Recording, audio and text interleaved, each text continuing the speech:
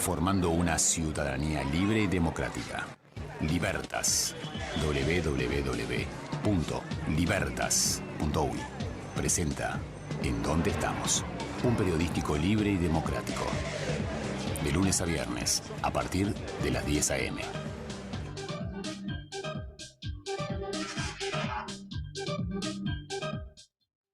Buen día a la República Oriental del Uruguay, a pesar de que no estamos en un buen día desde el punto de vista climático, desde el punto de vista del estado del tiempo.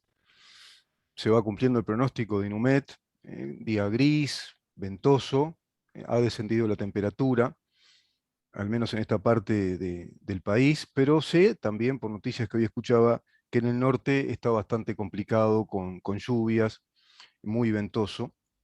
Y parece ser que este estado del tiempo se va a sostener en la semana, prácticamente hasta el día viernes. Así que bueno, no son los días más agradables como para una apertura de exposición rural de la Expo Prado, que comenzó oficialmente en el día de hoy, creo yo, si estoy bien informado, espero bueno que si no es así me corrija alguno de los oyentes. A partir del viernes se abren las puertas al público de esta Expo Prado que comenzó hoy, y mañana hablaremos respecto a ese tema con el doctor Fabio Montosi. Él es una de, bueno, las personalidades, un eminente investigador dentro del Instituto Nacional de Investigación Agropecuaria, y con él vamos a hablar de un tema muy importante, muy importante. Los sistemas de producción en el país, y dentro de esos sistemas de producción, la productividad de las lanas, de las carnes, de la leche, precisamente con uno de los líderes del Instituto Nacional de Investigación Agropecuaria. Y seguro que hablaremos también respecto a lo que va a suceder en esta Expo Prado, en la cual se van a plantear temas fundamentales, temas que hacen al sostén económico del país. Cómo está el tema de las exportaciones, cómo están los commodities de exportación de granos, de carnes, qué proyecciones hay para este año y el año que viene, cómo está la industria cárnica, la industria de la lana, la industria de la leche, la industria de los granos en nuestro país. Todo eso, por supuesto, es motivo de desarrollo, de foros, de conferencias, de interrelación entre productores y distintos organismos del Estado en esta Expo Prado que se realiza todos los años, precisamente en la zona en la cual uno está habitando. Yo mismo, quien hablo con ustedes, vivo en esta zona del Prado. Bueno, venimos con temas que yo considero son de delicada importancia respecto al funcionamiento del país en este momento histórico. Estamos ya transcurriendo el segundo año de gobierno de una coalición que irrumpe en la historia del poder ejecutivo, del gobierno de este país, después de 15 años consecutivos de un gobierno que parecía hegemonizar por más tiempo aún, digamos que el poder del Estado, los gobiernos del Frente Amplio. Una izquierda organizada a través del mecanismo electoral de la coalición de partidos y de organizaciones políticas. Eso es el Frente Amplio, una coalición de partidos y agrupaciones políticas que a partir del año 71 comienza a tener un desarrollo histórico. Ese desarrollo histórico en cuanto a su cuerpo electoral ha sido evolutivo, al extremo de que obtiene una primera presidencia con el doctor Tabaré Vázquez, y a partir de ahí, ya en el siglo XXI, durante 15 años consecutivamente quedó en el poder, quedó instalada como fuerza política en el poder del país. Imagínate que esto trae aparejado un montón de elementos a analizar, pero uno de los grandes elementos es cómo condicionó al país, cómo lo caracterizó al país en el ámbito de la administración pública, en el ámbito de la gobernanza de distintos aspectos que hacen a las tareas del Estado. Por ejemplo, la educación, tema fundamental. Por ejemplo, la seguridad pública. Se transformó el proceso judicial en nuestro país. Se transformó el proceso judicial inclusive bajo digamos, una modalidad inusitada o muy novedosa. El proceso acusatorio, por ejemplo, donde los fiscales tienen un fortísimo protagonismo en las etapas iniciales, que son prácticamente el gran visado o el gran peaje en cuanto al trámite judicial que cualquiera de nosotros podamos digamos, estar comprometidos en algún momento de nuestra vida o estar implicados en algún procedimiento judicial.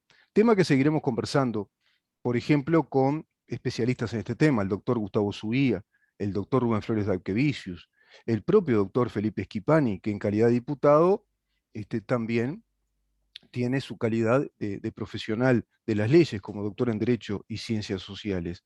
El doctor Rodrigo Goñi, también profesional del derecho. Hay muchos aspectos que hacen a un país construido durante 15 años. Y dentro de esos aspectos hay zonas muy oscuras. Por ejemplo, ¿qué pasó con los dineros públicos? ¿Qué pasó con esa ANCAP, que vamos a decirlo bien clarito en términos criollos? Mirá, me salió bien clarito, parece que estuviera iluminándome lamentablemente el desaparecido Sonsol. ¿Qué pasó con ANCAP? ¿Por qué se fundió? ¿Por qué se desfinanció a ese nivel? Una empresa monopólica que está concebida para que a los uruguayos nos permita mejor calidad de vida en cuanto a que dé la posibilidad del abaratamiento del costo de los combustibles. Y eso nunca ocurrió. Siempre fuimos un país con combustibles muy caros, y en estos 15 años fue caro el combustible, pero a su vez con una empresa que se desfinanció. Al desfinanciarse esa empresa por pésimas gestiones, por muy malas gestiones que todos estamos viendo a partir de las auditorías que se llevaron a cabo de la gasificadora Sayago, de Gas Sayago Sociedad Anónima, a través de las auditorías que se están llevando a cabo respecto a Antel, a través de un programa periodístico que mostró por dentro cómo está la situación patrimonial, edilicia, la infraestructura tecnológica de ANCAP.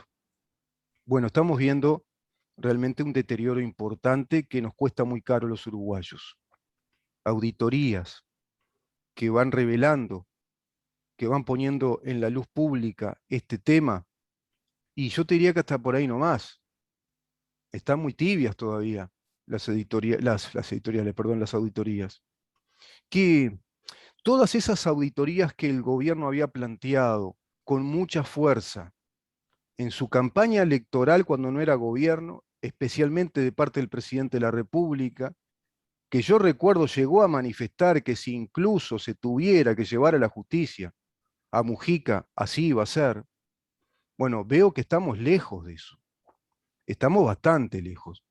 ¿Qué pasó con Placeres y aquellas empresas que negociaban con Venezuela el tema de los lácteos y todo aquel perjuicio a los productores de nuestro país? ¿Por qué ese señor negociaba cuando no tenía que hacerlo? No era potestad de ese señor negociar en el ámbito de las relaciones internacionales de un país y otro, en este caso Uruguay y Venezuela. ¿Qué pasó con el dinero del Fondes que se despilfarró? 350, 360, 400 millones de dólares. Y no lo sabemos a ciencia cierta si otra de las características del Frente Amplio ha sido no transparentar a través del ejercicio de rendición de cuentas año a año ante la opinión pública cuáles eran los gastos del Estado, cuáles eran las empresas que mejor funcionaban, las que no, las necesidades de reasignar recursos. No sabíamos nada de eso, no nos enterábamos, no estábamos culturizados como estamos hoy por hoy, por ejemplo, y ahí hay una nota positiva para mí, respecto a este gobierno, como lo son las conferencias de prensa que se realizan ya sistemáticamente en distintos ámbitos, toman distinta dimensión pública, pero todas son públicas al fin y al cabo. Y cuando se tratan grandes temas, está la conferencia de prensa que realiza el gobierno, que realiza algún ministro, que realizan varios ministros, o el presidente con sus ministros, si el tema realmente lo amerita, es muy grande. No lo teníamos anteriormente. Todo ese, digamos, escenario de comunicación fluida, dinámica entre el gobierno y la población, no lo teníamos. Entonces no sabemos qué pasó con esos dineros, de dónde salieron además y por qué transfirió esos recursos monetarios el señor Mujica a empresas como Alasú.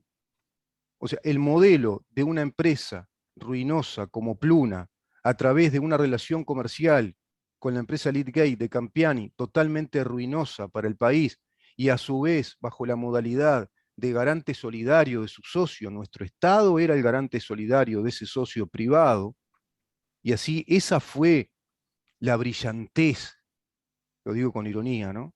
Ponele bien comillas y varias de cada lado, la brillantez del contador Astori al establecer ese tipo de negocios.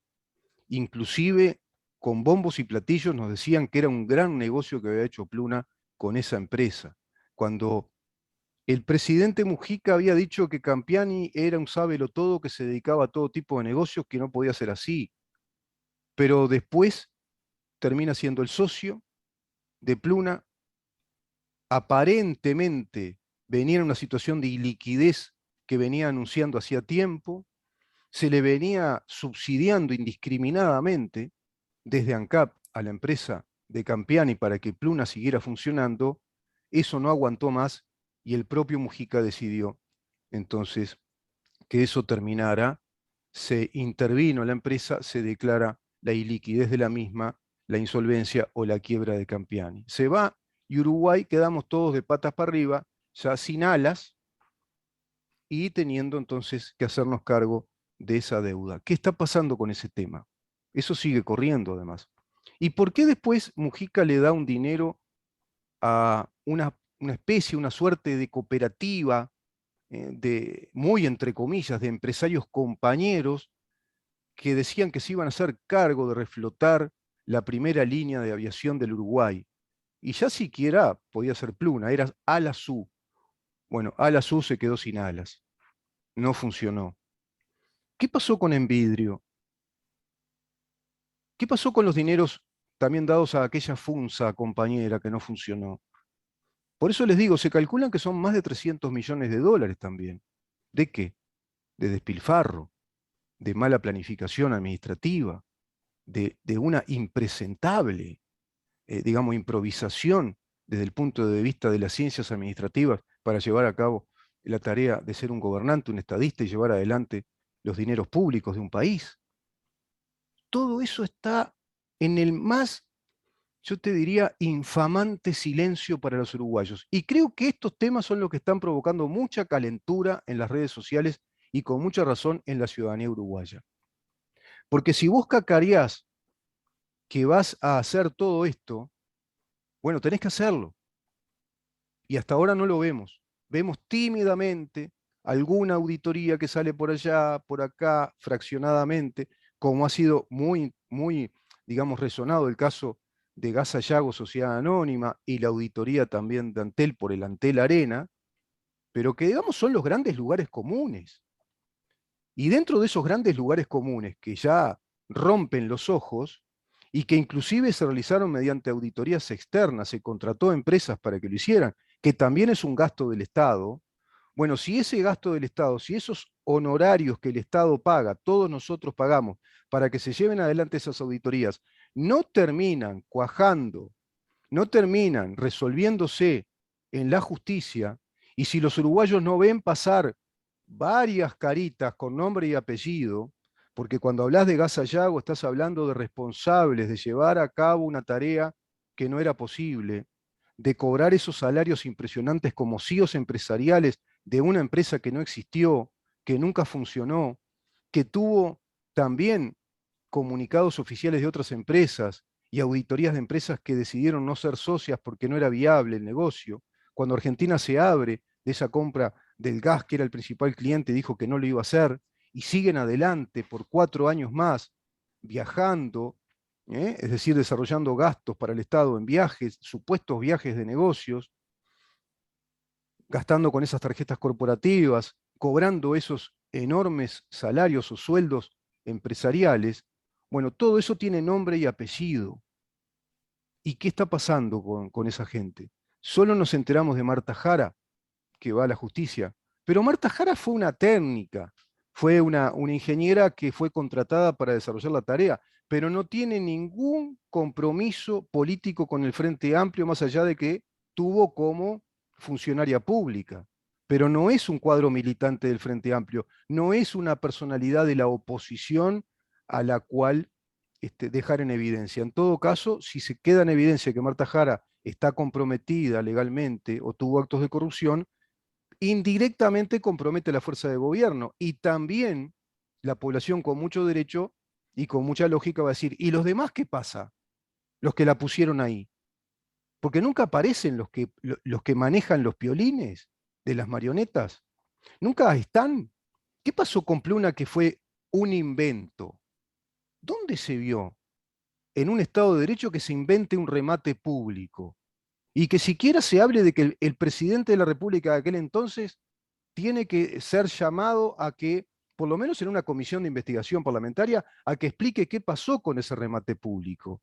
Inventaron aquel caballero de la derecha, después caen los perejiles, ¿no? Porque en definitiva fueron los perejiles del momento, el escribano Caloya, Fernando Lorenzo. Pero ¿qué pasó ahí con Mujica? El presidente no sabe que un remate público es de una delicadeza institucional importante y se falsificó un remate público. Nada de eso se habla en este territorio político actual en el cual, una vez más, las fuerzas de izquierda organizadas a través del PIT-CNT y el Frente Amplio le ganan la cuereada a un gobierno de coalición que hasta ahora yo sigo evaluándolo como un gobierno de perfil republicano y democrático. Y hay un montón de datos y elementos para que lo califique como tal. Pero si de algo adolece el republicanismo democrático y de perfil liberal, no solo en nuestro país, sino en el mundo, es que subestiman la organización sistémica militante de instalar la propaganda política en los hechos políticos como lo hace la izquierda organizada. Y en ese sentido, el diputado Subía, para mí, tiene razón. Se durmieron en los laureles respecto a la LUC, respecto a la ley de urgente consideración, al extremo de que escucho periodistas que ni la pronuncian bien. Y me doy cuenta que el periodismo uruguayo, en su gran mayoría, hasta inclusive el líder de un programa que lleva adelante un programa de una altísima calidad, con panelistas o columnistas de altísima calidad, como lo que vamos desarrollando acá en este programa con nuestros columnistas, manifestó abiertamente que él no conocía la LUC. Y a su vez hoy escucho un periodista que habla de la ley urgente, hasta expresando mal la terminología institucional de una ley de urgente consideración que está perfectamente concebida por la Constitución de la República y que establece los trámites parlamentarios para llevarla a cabo. No es una ley urgente, es una ley de urgente consideración. Su terminología te lo está diciendo. Es urgente considerarla como ley. Es decir, los trámites parlamentarios son más abreviados porque es una ley, digamos, algunos le llaman la ley ómnibus, es una ley que abarca muchas actividades del Estado. Y que a partir de esta ley, que orgánicamente establece nuevas regulaciones y legisla nuevamente sobre aspectos fundamentales del país, bueno, hoy es motivo de un referéndum, que es un mecanismo por la vía directa, un mecanismo democrático absolutamente lícito, está en todo su derecho, el Frente Amplio y PCNT, de hacerlo y de llevarlo adelante. Hoy está todo eso siendo investigado por la Corte Electoral para determinar si alcanzan las firmas para habilitar el referéndum. Seguramente sí, ya los datos lo van indicando y la proyección estadística indica que todo va a ser así. Bueno, a partir de octubre seguro se va a expedir la Corte Electoral y comienza intensamente, ya comenzó, pero se va a reintensificar la campaña electoral en pos de la impugnación de esos 135 artículos. No es toda la LUC, además, son 135 artículos que tratan temas de vital importancia para entender qué país queremos. Si queremos que el país tome por este rumbo, yo considero que es el rumbo adecuado, o queremos volver atrás, que no es solo volver atrás, es empeorar aún lo que había atrás, porque desmantelar algo que ya está funcionando y que comienza a funcionar bien para volver a lo que estaba mal, bueno, es llevar las cosas a peor situación aún. Creo que este tema es el tema clave en este momento histórico político del país, el tema del referéndum ante la ley de urgente consideración. y por varias razones. Voy a intentar hacer un breve análisis político de lo que significa que se instale en la opinión pública el debate acerca de una ley que pocos conocen, que muchos están experimentando con beneficio, pero que siquiera saben que esos beneficios son producto de esta ley, porque gran parte de la población no entiende cómo funciona el Estado, no tiene por qué entenderlo, viven sus consecuencias, viven la inmediatez, el día a día, y se van a quedar con lo primero que vean en los grandes medios de comunicación. Y a partir de ahí, con lo que se van a ir quedando, y ya muchas personas lo van asimilando, lo van absorbiendo, hasta en su subconsciente, y eso lo saben muy bien quienes integran la izquierda organizada del país, son los eslogans propagandísticos o publicitarios en contra de la ley de urgente consideración, que ya tiene en el imaginario colectivo, por lo menos en una parte, ya tiene el calificativo o la imagen creada de una ley de derecha. En España le dirían una ley de derechas. Ya le metieron el mote y eso ya lo tiene instalada la población. El gobierno se durmió. El gobierno tendría que haber salido a explicar cada vez que gobernaba, bajo aspectos vinculados a esta ley, que era por motivo de esta ley que estaba pasando esto.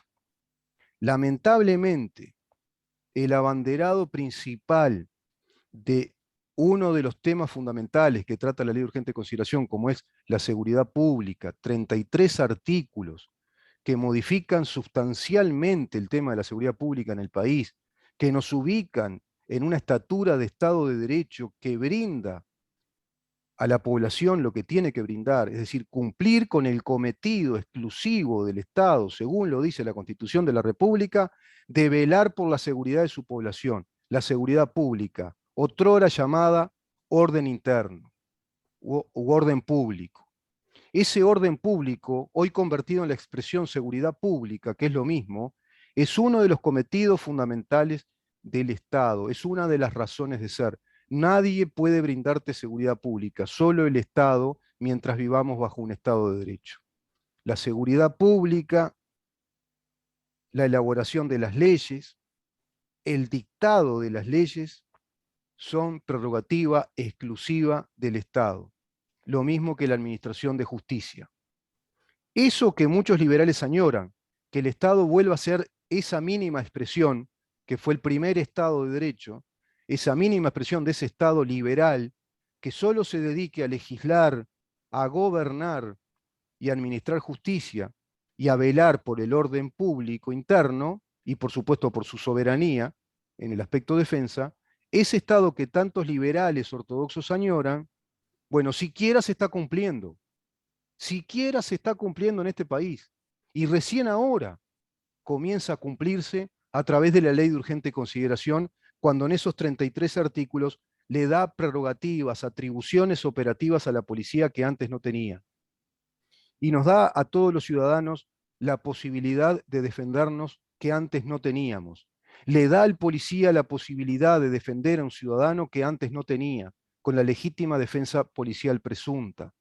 Le da a la policía atribuciones que antes no tenía. Si alguien con apariencia delictiva sale con 2 bolsos cargados, entra a un auto y sale rechinando las ruedas, y sabés que a la cuadra o menos se robó, y si un policía ve todo ese panorama, tiene todo hoy el derecho y la obligación de perseguirlo. Antes no lo podía hacer. Ni te metas, para que si vas a tener un lío bárbaro, después terminaba en la justicia el policía, y capaz que ese policía terminaba preso. Perdón, se me cayó el mate. Porque la verdad que son temas que a mí me inquietan bastante, y yo te diría que me enojan, porque vuelvo a ver en las cúpulas políticas, inclusive de esta coalición de gobierno, tibieza, mucha tibieza respecto a temas que son de vital importancia para toda la República Oriental del Uruguay, para que los uruguayos puedan tener una verdadera esperanza y decir, sí, se está cumpliendo con esto, las auditorías están funcionando y estamos viendo un montón de caritas que tienen que desfilar por la justicia. Che, lo hicieron en Argentina, que si tenés país corrupto como Argentina, hasta en Argentina vimos caras, por lo menos que fueron a la justicia, por lo menos, viste, fueron a la justicia. Que después la justicia, todos sabemos, tiene un perfil ideológico también muy claro en nuestro país, tiene un perfil ideológico de una justicia izquierdizada y a través de un sistema de fiscalías muy controlado por un fiscal de corte, que quizá también sea el óbice de un montón de cosas. Bueno, pero que quede en ese ámbito, que la población se entere de que de parte del Poder Ejecutivo y del Poder Legislativo se hizo todo lo que se había prometido y luego le pasamos la pelota a la cancha del Poder Judicial, que es un poder independiente que tiene que ejercer su propio poder y nada tiene que ver con el poder de gobierno. Por lo menos, eso tampoco lo estamos viendo. No estamos viendo nada de eso. Y en ese sentido, hoy se instala ya el debate por la LUC. Y ese debate por la LUC va a acaparar todas las luces de todas las cámaras, de todos los canales de televisión y de todas las redes sociales y los micrófonos de cuánta radio va a haber en el Uruguay.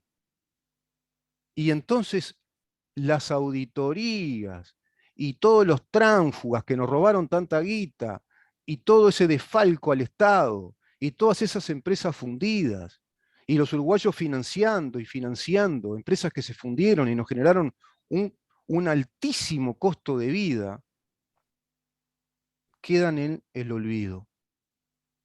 Porque olvídate que se hable después de auditorías y que muchos responsables pasen a la justicia, cuando vas a tener a todo el sistema político concentrado, intensamente concentrado y desgastándose en ese debate respecto al referéndum para impugnar 135 artículos de esta ley de urgente consideración. La jugada estratégica política la ganaron la gente de izquierda. Eso es así.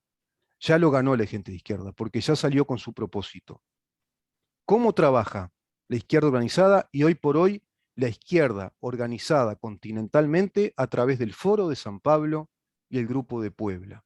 Foro de San Pablo y Grupo de Puebla que integra el Frente Amplio prácticamente en su plenitud y gran parte de los integrantes del PIT-CNT. ¿Cómo trabajan? Trabajan organizando, planificando actividad política que instale en los hechos la propaganda política. ¿Queda claro? ¿Me explico? La izquierda desarrolla un relato. A ese relato le llaman ideología. Esa ideología es la que se pretende instalar en la población como un modelo de organización social. Ese modelo de organización social al cual apelan como un modelo superador del modelo burgués o pequeño burgués, que ya no lo dicen mucho, pero es por ahí el trasfondo, ese modelo burgués, hoy hablan del modelo de las derechas del continente o de las oligarquías nacionales, hoy apelan por esa terminología en el Foro de San Pablo. Quizá instruidos, tomando recaudo de lo que les explicó por las décadas del 60 y 70 Ernesto Laclau, que se hablara más en terminología democrática, que se fuera cada vez más sutilmente democrático en la terminología y que incluso se buscara cooptar la prensa y por lo menos parte de la misma a través de fuertes organizaciones. Se crea el gran argumento, las ONG. Las ONG son un gran argumento de organización de sociedades civiles que comienzan a lucrar aunque aparentan ser sin fines de lucro. Y hoy tenemos un montón de ellas dentro del Estado y que son organizaciones de izquierda. Las llamadas intersociales, que les dicen. Todo esto en terminología de izquierda. Bueno, pero vuelvo al tema. Planifican esas actividades.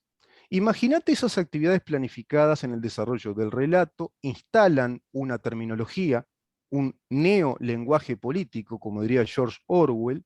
Ese neolenguaje político ya está instalado en nuestra población, que está culturizada con políticas de género, inclusión de género, políticas inclusivas, el desarrollo de la actividad de las intersociales, todas esas terminologías que por supuesto abogan por este nuevo modelo de un marxismo continental que intente replicar lo que está pasando en Cuba y en Venezuela, aunque te parezca mentira, se organizan bajo esta manera.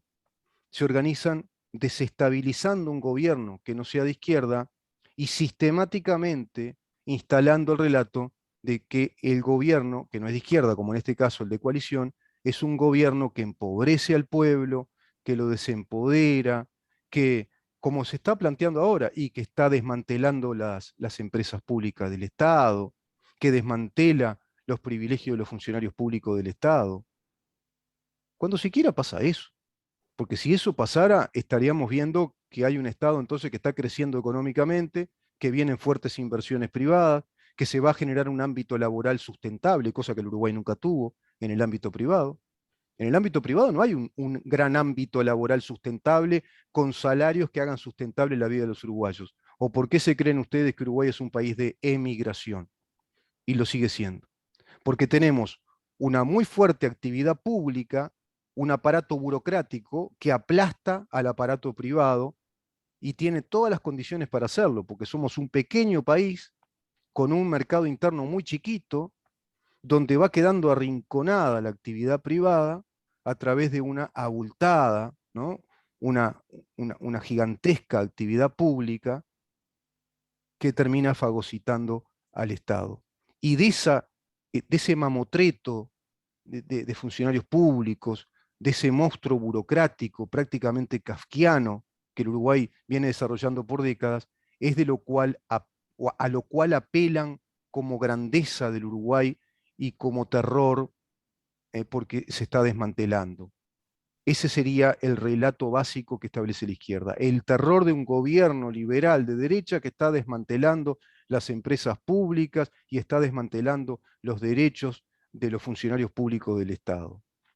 Ese es uno de los relatos. Y a través de ese relato se establece, digamos que la maldad o la malevolencia de esta ley de urgente consideración, que es una ley privatista, que es una ley, seguramente volverán en el tema seguridad, de gatillo fácil, una ley represora.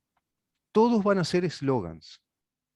Si la coalición de gobierno no se prepara bien para fundamentar desde el punto de vista estrictamente técnico-jurídico y traducirlo políticamente a la población, guay, atente al lupo, atente al lupo, porque también la izquierda nacional tiene otra estrategia en este análisis político que estoy haciendo. La primera, tapar, sobreponer el referéndum al ejercicio de auditorías que comprometerían muchísimo la credibilidad de muchas personas dentro del Frente Amplio. Vieron que ya el caso de Oscar Andrade, ya no pasa más nada, ya no se habla más. Hoy se habla si Andrade va a debatir con Sanguinetti o no va a debatir con Sanguinetti. Fíjate vos qué poquita memoria ética, ¿no?, que tenemos como sociedad. Ya se terminó que es un estafador del Estado, que evadió impuestos, siendo un senador de la República hoy, y eso lo hizo cuando era un diputado, y además que se dice provenir de la construcción, del ámbito de la construcción, y que hizo construir esa casa en negro. Bueno, tampoco lo sabemos todavía. Solo se habló de la morosidad de los pagos, un tema lateral de los pagos de impuestos a la Intendencia de Canelones. Primer, entonces, ejercicio, poner en primer lugar el referéndum. ¿Esto qué significa? Instalar un hecho. Son creadores de hechos. Eso es lo que es el gran ejercicio propagandístico. Son expertos. Son creadores de hechos. Te crean el relato primero, ese relato lo pregonan, lo instalan públicamente y a través del relato crean el hecho. El hecho hoy es el referéndum. El hecho político hoy va a ser, ya es el debate, va a ser más intensamente el debate y la hegemonía periodística del país, que va a estar todo el país en esa hoja de ruta por el debate de una ley que se suponía que nos tenía que gobernar en lo que ya queda de este periodo de gobierno sin perder tiempo. Bueno, ahí ya la coalición perdió. ¿Qué otro resultado trae esto? Bueno, lo que te decía, que las auditorías van a quedar apagadas. ¿Y qué otro tema hay acá? El tema de que hay que saber traducir políticamente la importancia de la ley de urgente consideración. Porque si la coalición de gobierno va a ir muy por el lado de la explicación jurídica, de los beneficios jurídicos, la población se aburre, cambian de canal o de radio, no van a escuchar que el artículo tanto te dice. No, hay que hablar clarito, como diría el eminente Sonsol. Vos querías esto, tenías esto antes, ahora vas a tener estos beneficios. ¿Qué querés, esto o aquello? porque ellos van a hablar así, van a hablar con eslogans, no van a explicar, no van a fundamentar por qué es mala la LUC en esos 135 artículos y en qué consiste que sea mala, por ejemplo, la ley de urgente consideración en materia de educación, porque es muy claro en qué consiste que sea mala para ellos, porque les quita el cogobierno, porque rompe con el corporativismo que se estaba instalando en el Estado. Un Estado de Derecho no puede ser corporativista. El Estado de Derecho tiene fines, cometidos, establecidos claramente por la Constitución, y uno de esos cometidos es la educación. A no ser que quieras desmantelar este Estado y hacer otro tipo de Estado. Pero nuestra República como cometido tiene el cometido de educar. ¿Qué significa? Que tiene que trazar los planes de estudio, tiene que elaborar los planes de estudio para que sus estudiantes tengan un currículum universalizado. Bueno, en ese sentido no tienen por qué meter la cuchara a los sindicatos de la educación. Quienes sí van a tener voz, quienes van a estar de todas maneras, de algún modo ayudando a gobernar la educación, porque van a ser consultores, van a tener que asesorar a las autoridades, pero no tener la decisión final respecto a planes de estudio, por ejemplo, y otros temas vinculados a la educación. Eso no te lo van a explicar. No te van a explicar lo de la seguridad pública que yo te estaba diciendo. Vamos a seguir con este tema. Vamos a ir a una pausa, si te parece, Maxi. Está Maxi Pérez con nosotros, como siempre, con esa calidad de sonido y de imagen. Vamos a una pequeña pausa y volvemos porque tenemos que seguir sabiendo en esta República Oriental del Uruguay, Estado de Derecho, bajo un gobierno de coalición, en dónde estamos. Hay cosas que ya sabíamos de antes, como